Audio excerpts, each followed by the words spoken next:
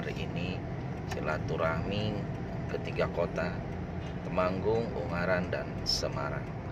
Semoga perjalanan ini bawa manfaat, keberkahan, dan mudah-mudahan nanti video ini bisa Anda dapat ilmu dan hikmah diambil.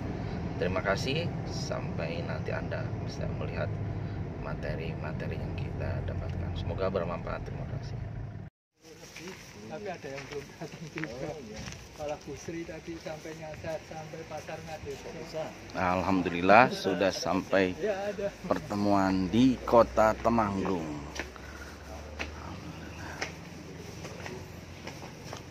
Oh, ini banyak pohon-pohon. Rindang sekali pohonnya.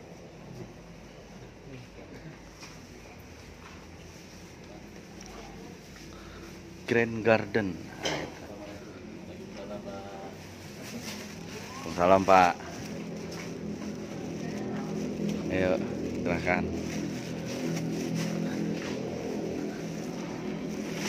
Nah, ini sahabat-sahabat kita. Cocok dengan namanya Green Garden.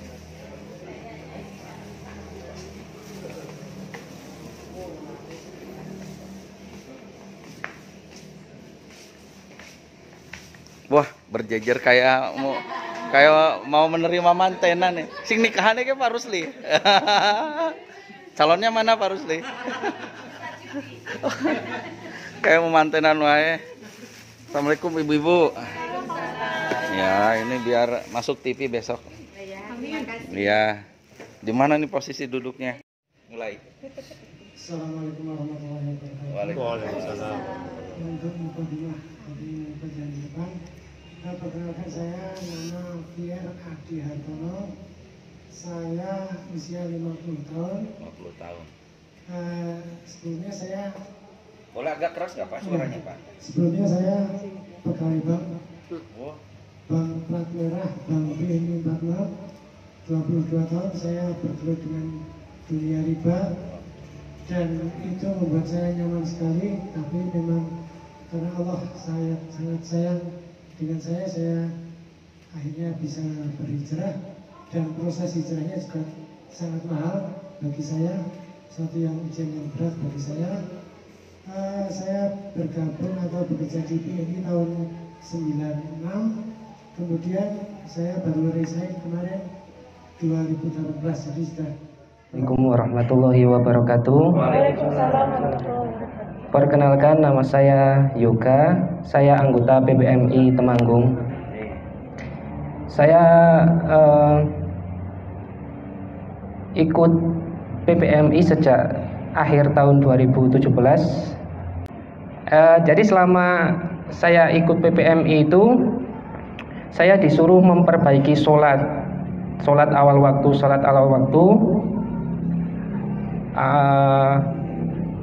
Saya waktu itu tidak begitu paham kenapa kok sholat awal waktu kenapa. Yang saya tahu itu dulu ketika kita sholat awal waktu, maka Allah akan memperbaiki urusan kita situ. Tapi ya karena ya mungkin saya masih labil, jadi masih sering telat-telat sholatnya. Sepulang dari Jepang, terus saya kan ikut PPM itu, terus ya alhamdulillah dulu bisa membantu orang, tetapi sekarang kebalik saya Pak. Terbaliknya itu kok saya ternyata diamanai hutang itu.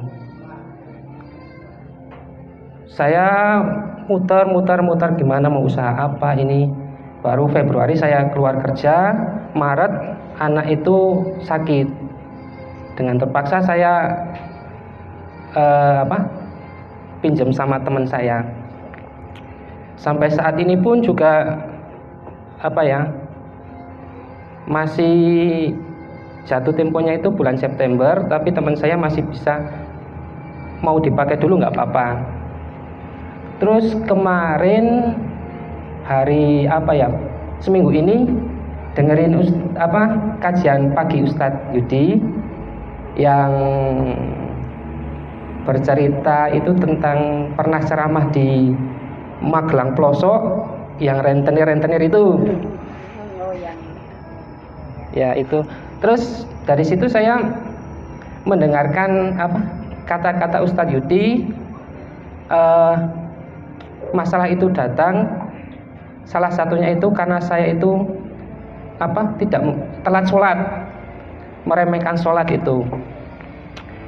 Terus 2 hari atau berapa hari lagi saya dapat mendengarkan YouTube lagi, kok perbedaan sholat sunnah sama sholat wajib.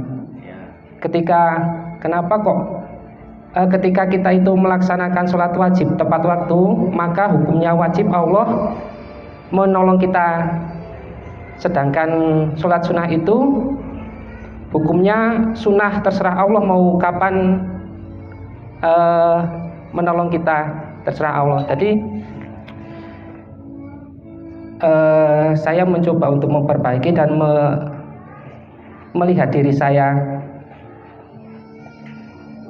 Yang jadi permasalahannya itu ketika waktu sholat itu, Ustaz. Waktu sholat itu kadang yang sholat asar. Kemarin dilihatnya itu di surat Al-Baqarah ayat berapa itu yang jagalah waktu sholat dan sholat yang sholat asar itu wustok ya itu. Ya itu jadi sholat saya lihat sholat asar saya, ternyata ya sholat asar saya itu kan di daerah saya jam 4 itu jam 4 baru sholat. Jadi 2 hari ini saya coba tepat awal waktu, dan alhamdulillah 2 hari itu juga Allah memberikan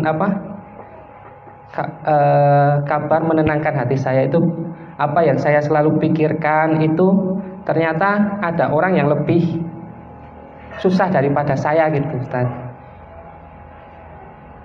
Jadi yang ingin saya ini biar cepat waktunya, impian besar Mas Yoga apa? Impian besar saya itu saya ingin berhaji. Dan saya ingin membawa keluarga saya ke surga, Ustaz. Nih pertanyaan yang paling detail gini, seandainya Mas Yoga meninggal seminggu ini, apa alasan terbesar Allah membuat Mas Yoga bikin masuk surga? Bisa dijawab nggak? Tidak. Bisa jawab nggak? Nggak bisa. Maksudnya gini, apa alasan yang membuat Allah memasukkan Mas Yoga, barusan ngomong surga kan? Iya. Apa alasan Allah terberat ya, alasan terbesar Mas Yoga yang membuat saya itu layak masuk surga gitu, paham nggak? Contoh, saya sebelum mati bisa bangun 10 masjid. Contoh, saya sebelum mati bangun rumah 10 marketplace, paham ya? Minimal saya sebelum mati bisa mengumrohkan 100 ustadz, paham nggak maksud saya? Iya. Ada amalan yang membuat bukan hanya pingin masuk surga, tapi harus ada goalnya, harus ada impiannya ke situ, gitu. Nah nanti nyambungnya dengan usaha, karena kalau karyawan ya mengalami kendala dari segi finansial, gitu. Nah makanya nanti pertanyaan terbesar, karena harapan kita ini teman-teman semua jadi pengusaha semua, amin. Amin. Ya. Sekarang Mas Yoga usahanya apa? Saya sekarang lagi belajar bisnis digital. Digital. Iya. Omsetnya berapa? Omsetnya baru di bawah 1 juta sebulan. Iya. Oh, berarti perlu banyak belajar. Iya. Nah, sebenarnya kalau itu memang sudah menjadikan kebiasaan, passion, tinggal belajar, digedein. Iya. Tapi harus ditambah impian, karena itu kalau enggak nanti wah nggak cocok, berhenti lagi, cari usaha lagi. Itu nanti ceritanya. Iya. Jadi pertama belajar, niatin, semoga ini ladang usaha aku masuk surga. Iya. Mudah-mudahan kedepannya income-nya makin gede, cabangnya banyak. Minimal tadi sebelum meninggal bisa bangun masjid, rumah tahfidz, bisa umrohkan para ustadz yang belum berangkat, gitu ya. Nah itu teman-teman, karena gini, jangan sampai nanti punya impian pingin ke surga, tapi alasan Allah apa nanti kalau udah mati gitu, bingung gitu kan. Nah minimal sekarang harus punya impian seperti itu. Atau mungkin tadi membebaskan sekian ribu orang-orang yang kena rentenir, atau apapun itu impiannya. Yang penting nanti di goal setting, jangan hanya hidup untuk makan gitu. Siap ya? Iya, siap. Oke. Waalaikumsalam wabarakatuh. Waalaikumsalam. Saya memperkenalkan diri, saya namanya Sri Asih. Sri Asih. Dan di Facebook Fedes Winda. Oh, Mulia, sering disebut sama Ustadz. Terima kasih Ustadz. Ya. Selalu dibaca. Oh, iya dibaca. Saya senang banget maksud. Aduh dibaca gitu.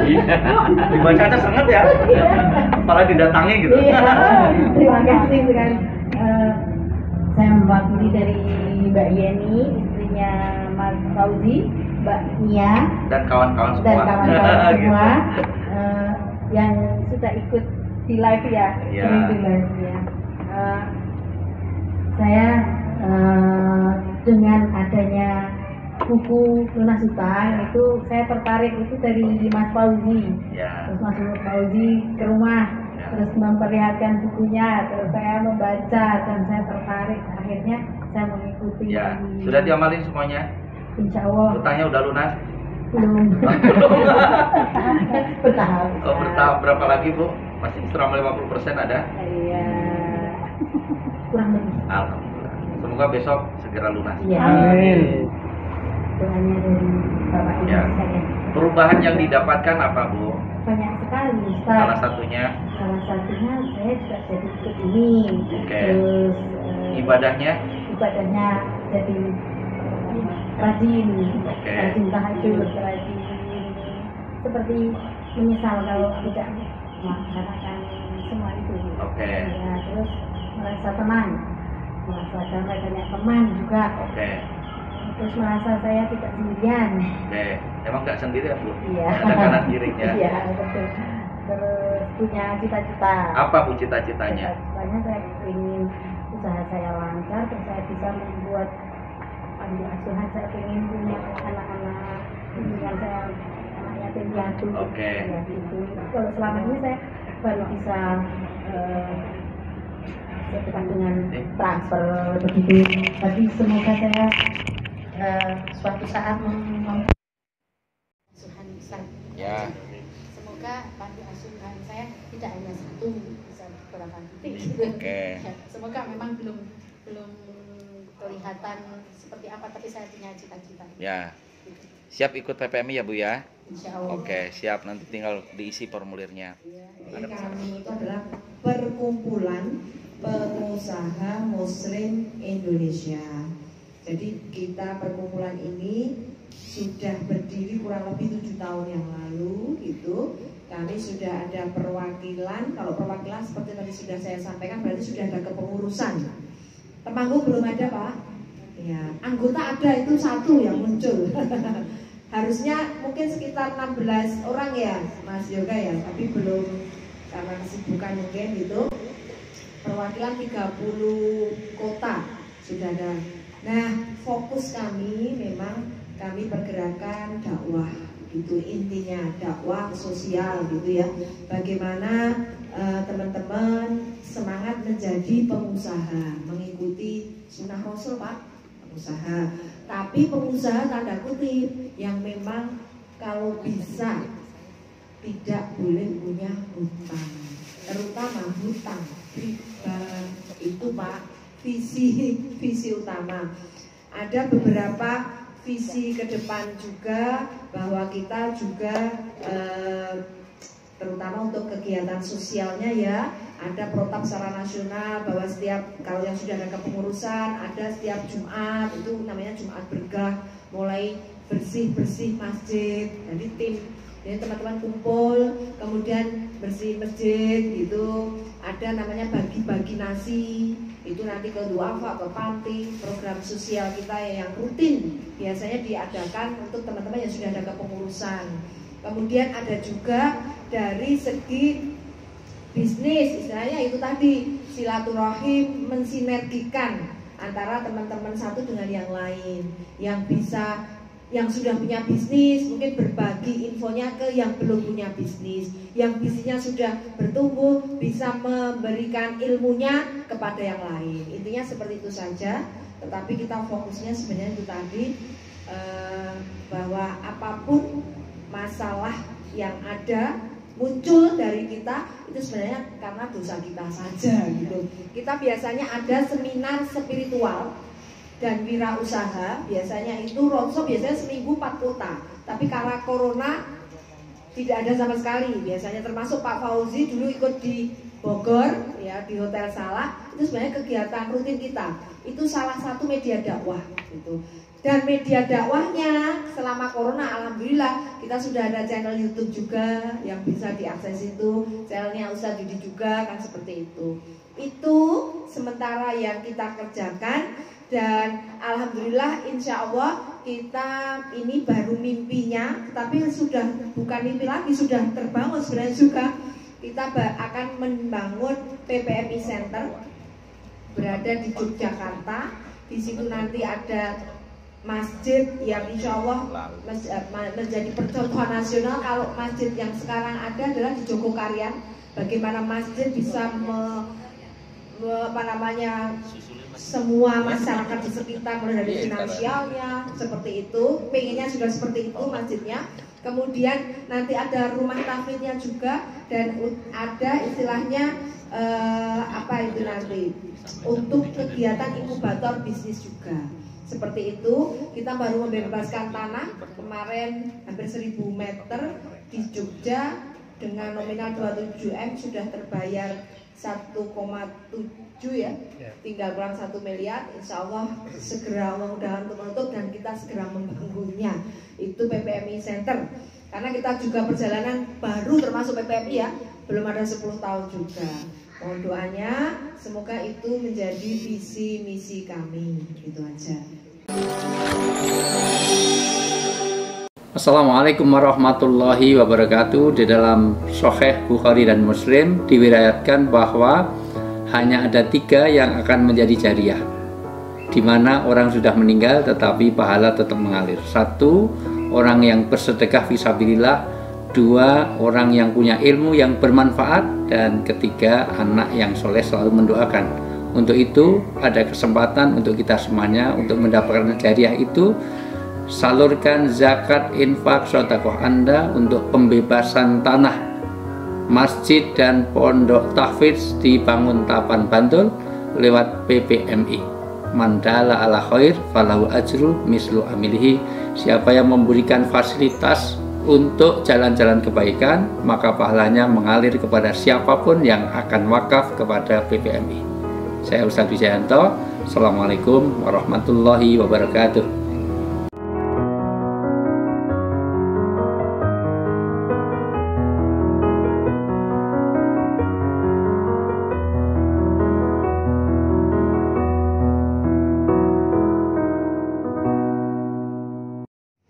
Assalamualaikum warahmatullahi wabarakatuh. Terima kasih atas waktunya Ustaz Didi. Terima kasih juga kepada Bapak Ibu yang pada siang hari ini berkenan untuk hadir. Kita dari Jogja memang punya tujuan ke beberapa kota, dan alhamdulillah ini yang pertama di Temanggung. Mudah-mudahan ini belum siap ini Natat. Silahkan. Iya, nggak apa-apa. Jadi kami berharap bahwa sowan kami ke sini membawa manfaat gitu Bu ya, Bapak Ibu. Dan terima kasih juga Bapak Ibu berkenan menerima kami yang dari Jogja. Ini sebenarnya bukan dari Jogja semua. Yang dari Jogja hanya saya Pak. Jadi, hanya saya. Ini dari Bekasi, Bu Sri, kemudian Pak Uda, dan dari Solo, dan Bu Uswa. Ini Ustaz dari Pangandaran, jauh-jauh dari Pangandaran.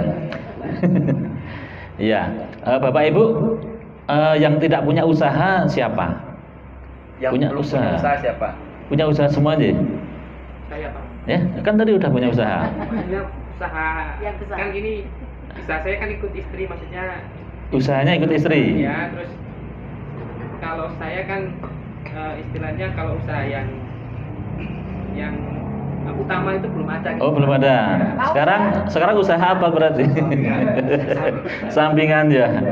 Kadang-kadang usaha utama itu kemudian menjadi sampingan juga, Pak. Iya, yang dianggap sampingan justru jadi usaha utama. Jadi kita tidak perlu membedakan mana sampingan mana utamanya gitu ya. Jadi pokoknya kita punya usaha gitu aja ya. Tadi sudah siap oleh Bu Uswa bagaimana berusaha kalau di PPMI ya. Jadi kita juga ada begini, ketika kita usaha untuk bisa berhasil kemudian kita meningkat, itu kita juga punya prinsip namanya iman dan strategi. Ya, iman kita 100%, strategi kita juga 100%. Ya. Jadi kalau iman kita itu 100% tapi strategi tidak 100%, ya insya Allah dapat ridho Allah, tapi mungkin dari rezeki, ya karena salah satu rezeki itu adalah berupa uang gitu ya. Salah satu rezeki itu adalah berupa uang. Kan kita punya utang, ingin dibayar dengan utang kan, dibayar dengan uang ya, ya kan? Ya, tidak dibayar dengan sholat kan? Sholat kita ya mendapat pahala dari sholat gitu ya. Tapi ketika membayar hutang, ya kita pakai uang kan gitu ya. Uang itu satuannya apa? Uang itu satuannya banyak dan sedikit, itu ya. Nah, itu adalah strategi. Kemudian ke atas, iman itu satuannya apa? Rezeki itu satuannya apa? Rezeki itu lapang dan sempit. Iya, jadi prinsipnya iman kita 100% untuk mendapatkan rezeki, 100% juga strategi bisnis kita juga 100% untuk mendapatkan uang. Sehingga kalau kita 100% strategi saja kita mendapat uang ya, tapi kita tidak lapang karena iman kita tidak 100%. Kan gitu. Kalau kita 100% imannya ya tadi bahwa kita lapang rezekinya tetapi uangnya sedikit ya, untuk membayar hutang jadi kurang juga kan itu ya. Karena rezeki belum tentu uang kan itu, kesehatan, teman dan sebagainya itu adalah rezeki kita. Nah, sedikit saya sampaikan tadi iman dan strategi ya. Jadi Bapak Ibu harus ada iman dan strategi 100% semuanya. Kalau iman tadi sudah disampaikan oleh Ustaz Judi bagaimana ketika riyadhah itu ya. Bu Uswa juga menyampaikan bagian riyadhah. Nah, strategi juga harus 100%. Bapak Ibu perlu punya guru bisnis juga. Ada yang sudah punya guru bisnis? Ya, ada nggak? Nggak ada. Di dunia ini tidak ada satu orang yang berhasil, yang sukses pun tanpa punya guru. Semua punya guru. Muhammad Ali itu punya pelatih juga kan. Pokoknya juara dunia itu punya pelatih, punya guru, semuanya. Itu. Maka dalam bisnis pun kita juga harus punya guru. Silahkan mencari pebisnis di Temanggung yang paling sukses. Siapa temui, karena guru itu tidak mungkin akan turun nyari murid. Kita muridnya yang harus cari guru, kita harus mendatangi. Nah, ini salah satu keberanian kita untuk mencari guru, itu kan. Sehingga tadi saya mau bisnis apa ya, bingung kan? Cari guru dulu ya. Dari guru itu akan memberikan wejangan, masukan, strategi. Karena guru ini sudah berpengalaman dalam bisnis, maka kita cari guru bisnis, itu kan? Ya, jadi ketika kita mau bisnis, kadang kita salah memulai. Kadang kita memulai dengan begini, modalnya berapa ya, kan gitu ya? Atau mulai dari produk, saya mau jualan apa, tadi kan gitu ya? Itu sebenarnya tidak pas, tidak betul. Ya, yang lebih pas adalah marketnya, mulainya dari marketnya. Daerah sini butuh apa, itu kan. Jadi kalau kita misalnya tadi ada makanan paling enak ya, paling enak, kemudian kita mau jualan, belum tentu laku karena ini bukan yang dibutuhkan di daerah itu, di pasar itu. Mungkin pasar di sini justru membutuhkan gorengan, kenapa nggak bisnis gorengan kan gitu. Nah, ini salah satunya. Kemudian bagaimana mengatur keuangan ketika kita ingin melunasi hutang kita, maka yang pertama adalah kita ingin meningkatkan income kita, ya kan? Kemudian kalau income kita naik, kemudian kita bisa menyimpan, kita bisa saving, kita harus tingkatkan tabungan kita. Kemudian kalau kita sudah meningkatkan tabungan kita, selanjutnya kita bisa investasi. Kan dengan investasi ini dia bisa menghasilkan uang juga, kemudian bisa kita tabung juga, kan gitu. Tetapi biasanya ketika posisi kita sedang punya hutang, bingung untuk buru-buru untuk meningkatkan pendapatan, kan gitu ya, bingung kan? Saya juga pernah mengalami hal yang sama. Saya punya hutang juga banyak tadi ya. Ya, saya pernah ketipu, kemudian saya punya hutang banyak. Memikirkan bagaimana menaikkan omset, menaikkan pendapatan, bingung. Maka yang bisa kita lakukan adalah langkah pertama adalah simplicity. Ya, simplicity ini sudah pernah mendengar simplicity, Pak ya? Apa itu? Belum? Semacam apa gitu ya? Ya, simplicity bagaimana kita hidup semurah mungkin. Ya, jadi kalau misalnya kita 1 bulan itu mengeluarkan uang 1 juta untuk hidup, bagaimana 1 juta itu bisa kita kurangi. Kalau tadinya kita makan telur itu sehari 3 kali, ya sekarang 1 kali saja. Atau 3 kali itu untuk 2 hari, atau 1 telur dibagi 2. Kalau kemarin kita makan itu adalah 1 telur sekali makan, sekarang dibagi 2. Simplicity. Hidup semurah mungkin. Ya. Kemudian kalau biasanya kita itu kemana-mana naik motor, coba kita naik sepeda, kan gitu. Biasanya kita membeli baju setahun itu setiap bulan beli, sekarang 2 bulan sekali. Ya, simplicity. Prinsipnya hidup semurah mungkin. Makan. Alhamdulillah ini menurut saya juga simplicity ini. Kita nggak harus beli stick atau apa yang kekinian gitu ya. Nah, nggak harus. Tapi kalau jualan nggak apa-apa ya. Kalau jualan boleh ya. Tapi kalau yang kita konsum kita beli simplicity ya. Hidup semurah mungkin. Nah, dari tadi simplicity yang kita lakukan, ya kita mulai simplicity yang kita lakukan, ada sisa uang yang kita bisa tabung. Ya kan? Kita tahu, biarkan dulu. Ketika simplicity berikutnya kita lakukan, bulan berikutnya kita bisa nabung lagi. Nabung lagi bisa kita untuk investasi. Investasi menghasilkan pendapatan. Nah, terus menerus seperti itu. Ketika kita belum bisa menaikkan pendapatan, maka yang bisa kita lakukan adalah simplicity. Ini banyak dilupakan oleh orang, itu ya. Banyak dilupakan oleh orang dan banyak tidak dilakukan oleh orang. Ini kita bisa mulai simplicity. Jadi kita tidak perlu gengsi melihat kayak gimana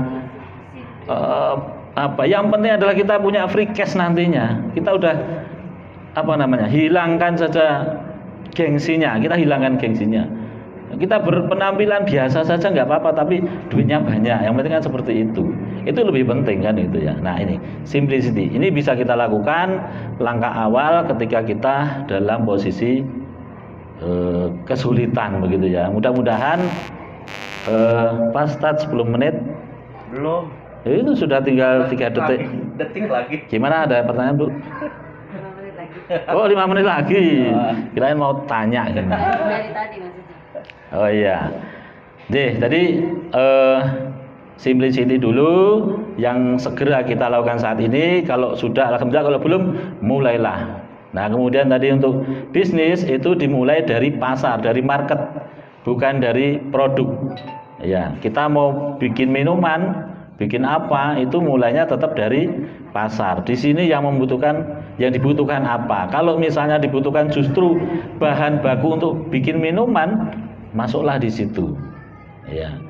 Jadi kita tidak harus juga sama dengan yang lain gitu ya. Yang lain, wah sekarang lagi tren apa ini? Ya udah biarin aja yang lainnya. Kita masuk kepada justru bahan bakunya itu saja. Kita bisa melakukan seperti itu. Dan peluang bisnis itu kadang kita terlalu kaku, wah saya ini ahlinya ini kan gitu ya. Saya bisanya ini, saya passionnya ini. Tetap lebih baik adalah apa yang dibutuhkan pasar saat ini, yang ada di sekitar kita. Nah itu karena kita kan pengen apa Bu? Tujuan bisnis apa Bu? Tujuan bisnis? Keuntungan. Ya? Keuntungan. Terus apa lagi? Ada yang punya jawaban yang berbeda? Hah? Apa coba? Ya. Tujuan bisnis apa Bu? Punya bisnis kan? Tujuannya apa Bu? Dapat mencukupi keluarga, dapat penghasilan. Oke, jadi sesungguhnya tujuan bisnis adalah cetak cash. Ya, ketika ada cash, Bapak Ibu mau melakukan apa saja silahkan. Jadi kita prinsipnya tujuan bisnis adalah cetak cash. Maka dalam otak kita adalah cetak cash. Bagaimana? Apapun yang kita lakukan itu adalah cetak cash, kan gitu ya.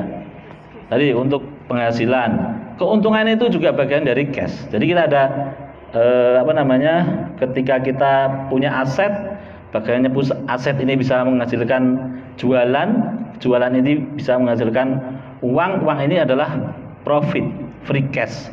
Jadi keuntungan belum tentu kita pegang cash, ya kan? Misalnya Ibu jualan ini harganya ulaannya 10.000, kemudian Ibu jual 15.000 sama Ustaz Judi. Ustaz Judi bilang, Bu, saya bayarnya seminggu lagi ya. Keuntungan Ibu berapa tadi? Tapi hitungnya berapa untungnya? 5.000. Dibagi berapa lama? Iya. Iya toh? Jadi keuntungan belum tentu cash, maka bisnisnya adalah cetak cash kan gitu. Sehingga kalau misalnya tadi keuntungan itu adalah tahap berikutnya. Kita pertama harus cetak cash dulu yang kita pikirkan. Apapun yang kita punya itu bisa menjadi cetak cash. Dan tidak harus ada kita harus punya kios apa dan sebagainya kan gitu ya. Di rumah harus bisa menghasilkan juga. Rumah kita harus bisa menghasilkan apa yang bisa dikerjakan di rumah untuk bisa menghasilkan. Di jalan pun gitu. Silaturahmi pun begitu. Ini sudah dicontohkan Ustaz Judi ini. Ya Ustaz. Ya di mana-mana. Ustaz Judi jualan apa saja. Nah, yang dibutuhkan kan itu ya. Dulu Ustaz Judi seringnya tentang properti kan gitu ya. Tapi sebelumnya pernah juga jual beli mobil, pernah bikin sumur bor juga ya saja. Saya kenal Ustaz Judi itu sejak kuliah. Ya, jadi saya tahu sejarahnya. Pokoknya tahu rahasianya. Rahasia sukses ya. Iya. Jadi apa yang dibutuhkan bukan saya mau bisnis apa ya kan gitu, tapi apa yang dibutuhkan pasar saat ini. Itu prinsip yang harus kita pegang untuk kita memulai bisnis. Jadi jangan ragu-ragu juga ketika aku mau coba yang ini jalan nggak apa-apa. Ya nggak apa-apa. Ini Bu Uswah ini tiap hari tambah bisnisnya ini. Tadi di jalan itu besi harga berapa sekarang? Padahal kemarin barusan jualan apa? Bumbu yusan ya. Ya itu ya. Nanti pasti anak pasir 1 truk berapa? Itu. Iya, karena itu yang dibutuhkan gitu ya. Nah, iya. Jadi seperti itu sudah pas waktunya 1 menit kenalin Pak Rusli ini bisnisnya apa gitu, benar nggak? Biar kenal tuh 1 menit. Oh nggih, saya ada yang sambil promosi boleh. Oh saja, oke. Saya Rusli, asli Jogja. Usaha saya parfum ya dari tahun 2009. Oh sudah Bu? Sudah pakai belum Bu? Oh videonya? Yang mana? Yang gundul itu apa yang mana Bu? Sama Ustadz itu. Ayo Mas gundul ya? Oh yang itu yang ya. Berarti kalau yang pas saya gundul belum ya Bu ya? Yang saya lagi ditemukan pertama kali sama Ustaz Judi. Gundul menawan. Wah iya. Jadi usaha saya parfum, tetapi saya juga tidak menutup usaha yang lain. Kemarin ketika corona, parfum juga turun 50% ya. Karena banyak orang di rumah nggak pakai parfum kan? Iya, pada nggak kerja, pada nggak sekolah kan gitu ya. Nah saya bagaimana kemudian mengusahakan yang baru. Nah, saya jualan hand sanitizer, jualan hand soap, jualan masker. Karena saat itu adalah itu yang dibutuhkan dan alhamdulillah justru itu bisa melebihi dari usaha parfumnya. Nanti ketika sudah normal lagi, oh apa lagi kan gitu ya. Nah ini seperti itu Tat. Oke, terima kasih. Bila ada kekurangan saya mohon maaf, bila ada kelebihan tolong dikembalikan. Kalau tidak mau ya saya ikhlaskan aja. Assalamualaikum warahmatullahi wabarakatuh. Assalamualaikum warahmatullahi wabarakatuh. Alhamdulillah, segala puji bagi Allah yang sudah menghadirkan kita di tempat yang luar biasa ini. Semoga Bapak Ibu yang hadir di sini, saya doakan Allah ampuni dosanya, Allah mudahkan rezekinya, Allah lancarkan urusannya. Yang masih punya hutang segera lunas hutangnya. Salat dan salam mari kita curahkan pada Nabi kita Muhammad SAW. Baik Bapak Ibu yang saya hormati, ini luar biasa ya, karena biasa di luar. Ini sahabat-sahabat yang anggota PPMI baru 1. Ini saya kepingin nanti sebenarnya setelah ini ada pergerakan. Saya tadi ngomong sama beliau, Pak berkenan nggak jadi koordinator lah, bukan ketua, karena ketua harus ada anggota, ada pemilihan.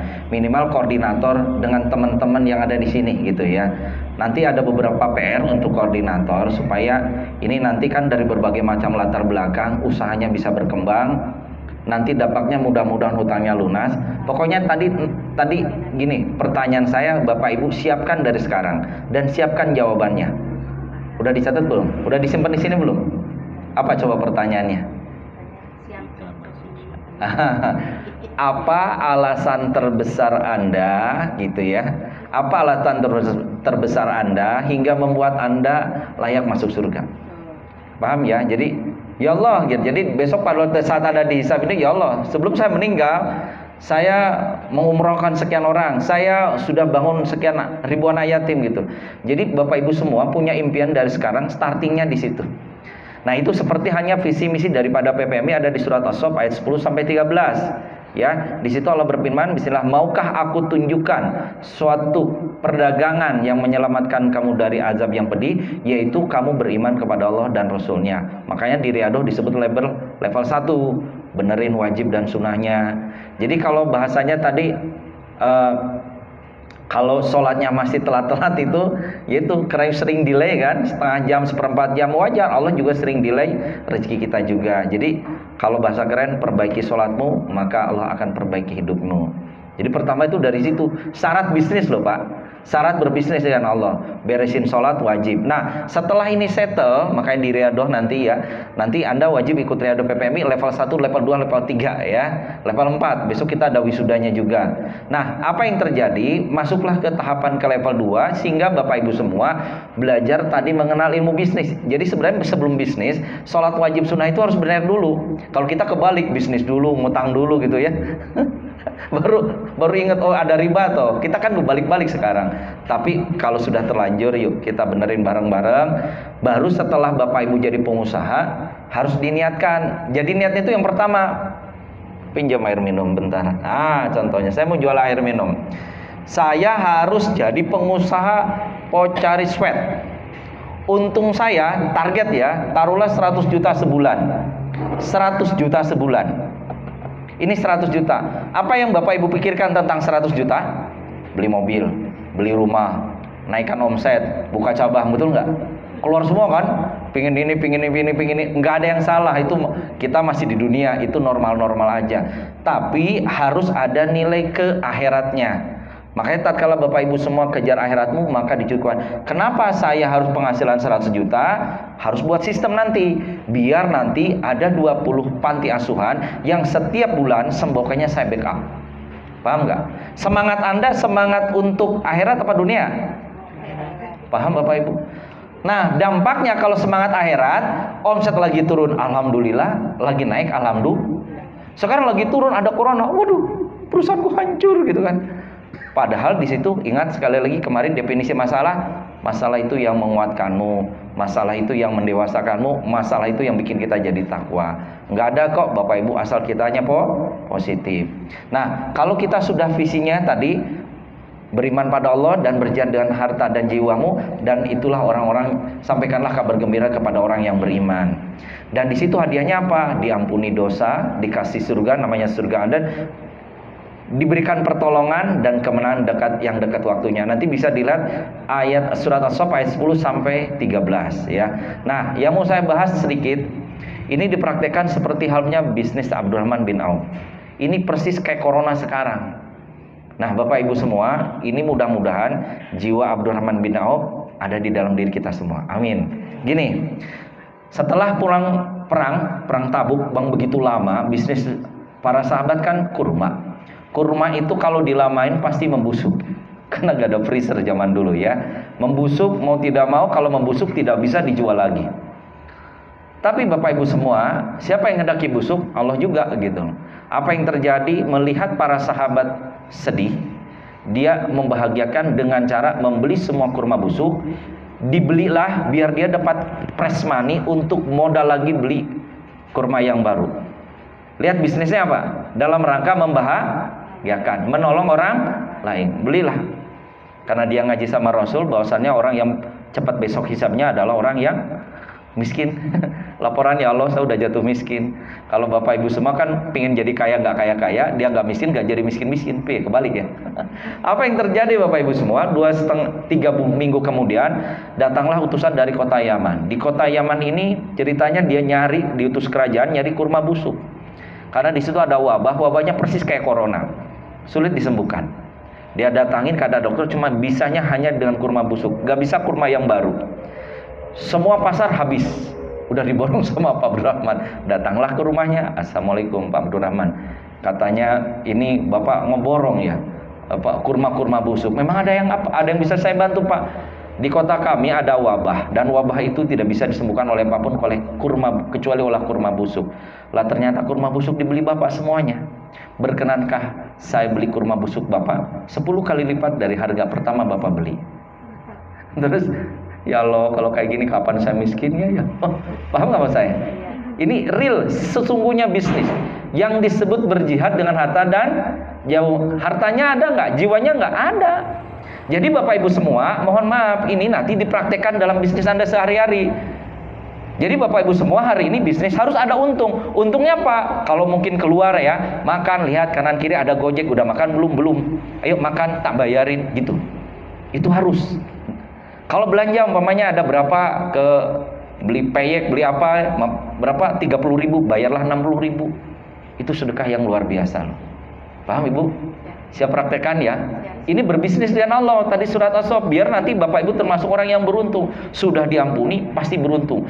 Pasti di dompet ada rezeki terus. Itu ya, gitu. Terus saya tambahin lagi ya. Nah, Bapak Ibu semua, ternyata yang bikin kita kaya berkah. Saya gini, selalu diucapkan kaya, bahagia, sukses, berkah, mulia. Terakhir kata-kata mulia. Apa sih maksud mulia? Banyak arti sukses, tapi matinya belum tentu sukses, betul? Nah, apa bedanya sukses dengan mulia? Sukses itu menduplikasi model real kebahagiaannya bisa tertransfer ke orang lain. Bahagia dalam tanda kutip, bahagia spiritualnya, bahagia juga akhiratnya, bahagia juga dunia. Paham gak Bapak Ibu? Selama ini orang sukses untuk dirinya, tapi tidak bisa mensukseskan kepada orang lain. Makanya Bapak Ibu semua, ayo menduplikasi role model seperti Rasulullah gitu, ikuti karakternya dan sebagainya. Nanti kalau Bapak Ibu semua sudah role model kayak gitu, itu sangat luar biasa ya. Nah, hal-hal yang kecil, terakhir dari saya, coba kata kunci kalau ingin grow up, rezekinya, pertemanannya, ilmunya, satu kata kunci, apa? Bersyukur. Saya jadi kebiasaan karena tiap pagi selalu ngambil dompet, tahu kan kebiasaannya? Ngambil dompet gitu ya. Tadi kelupaan tadi pagi, saya pegang duit gitu ya. Saya ucapin, Alhamdulillah ya Allah, aku bersyukur atas nikmat yang kau berikan padaku hari ini. Allah nitipkan rezeki, sebutin aja dalam hati. Ya Allah, tidak setiap orang dititipi uang sebanyak ini. Ya Allah, saya bersyukur. Bapak Ibu dulu punya duit di dompet, pernah nggak ngomong bersyukur sama Allah? Nggak pernah seumur hidup kan? Ya karena keluar masuk itu hal yang biasa. Padahal itu nikmat dan nggak pernah kita syukuri. Saya kemarin ke Indomaret belanja habis 45.000 karena udah terbiasa. Sebelum apa? Tak buang gitu, tak simpen dulu. Ya Allah, alhamdulillah barusan sudah belanja 45.000. Aku bersyukur karena tidak setiap orang bisa belanja sebanyak ini. Ya Allah, terima kasih, alhamdulillah. Semoga dengan rezeki ini bisa bertambah lebih banyak lagi berkah dan bisa bermanfaat untuk umat. Terus kayak gitu. Habis makan, habis sekian, ucapin lagi terima kasih. Itu jadi kebiasaan. Ternyata lihat perubahan 2-3 bulan ke depan, silakan telepon saya. Jangan kaget. Ternyata perubahan besar, rezeki besar dimulai dari hal yang kecil. Contoh kayak gini, ini harus disyukuri. Ya Allah, alhamdulillah siang ini bisa silaturahmi karena tidak setiap orang bisa bertemu, betul nggak? Ya, betul. Itu Bapak Ibu semua. Kadang hal seperti ini bisa minum, jarang kita syukuri. Itu yang membuat Allah nambah lagi rezeki Anda, nikmat Anda, termasuk kalau Bapak tadi mau belajar dakwah, punya ilmu berapa? Amalin. Nanti ditambah lagi, punya ilmu amalin. Saya live di hari biar apa? Biar ditambah ilmu sama Allah gitu loh. Dan itu sangat luar biasa.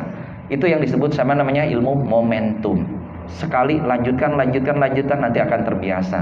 Nah, mudah-mudahan ini sharing dari kita semua PPMI Pusat memberikan semangat. Sekali lagi pertanyaan saya Anda jawab di rumah. Sebelum Allah menjemput Anda harus dijawab. Apa alasan terbesar Anda? Ya. Terus yang terakhir Bapak Ibu semua, saya mohon kerjasamanya. Pingin gak masuk surga? Pingin gak hidup berkah? Oke, ini Allah lagi nyonting nih. Kita ini lagi punya proyek, lagi pembebasan lahan. Dan ingat Bapak Ibu, tinggal 25 hari lagi. Doain ya, deg-deg harus melunasi 1 miliar, bayangkan. Tapi semua milik Allah, yang jual milik Allah, tanah juga milik Allah.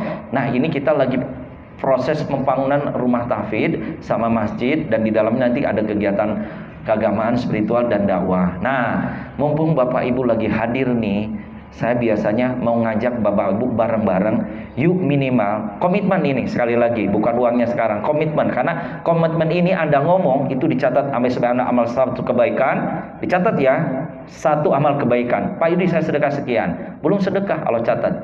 Terus suatu saat sedekah Allah catat 10 amal kebaikan. Itu bedanya Bapak Ibu. Jadi kalau Bapak Ibu semua, saya nitip sekian. Ada kasus Bapak Ibu semua baru komitmen udah diganti 10 kali lipat sama Allah. Bayangkan. Makanya Bapak Ibu semua selagi itu kebaikan ambil. Karena bisa jadi itu yang penolong Anda. Paham Bapak Ibu? Siapa tahu mungkin sore Anda tabrakan gara-gara komitmen Allah selamatkan. Tadi cerita Bapak, anaknya meninggal. Betul Pak? Coba itu kan sebenarnya karena kita bala kita udah duluan. Coba kalau kita sedekah, selamat. Makanya Bapak Ibu semua sebelum bala itu terjadi, jangan pelit sedekah. Kalau perlu tiap hari. Apa hari ini aku bisa sedekah? Jangan ngomong, jangan alasan. Mohon maaf Bapak Ibu, jangan sekali-kali ngomong Pak Yudi untuk makan aja susah. Jangan ngomong kayak gitu. Anda saya akan miskin selamanya. Tapi Pak, gimana saya biar sedekah istiqomah? Bismillah Pak. Saya yakin bersama Allah pasti bisa. Nah.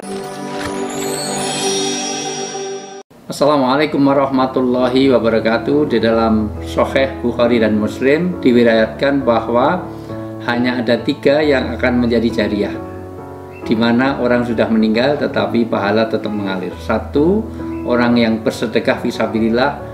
2, orang yang punya ilmu yang bermanfaat. Dan 3, anak yang soleh selalu mendoakan.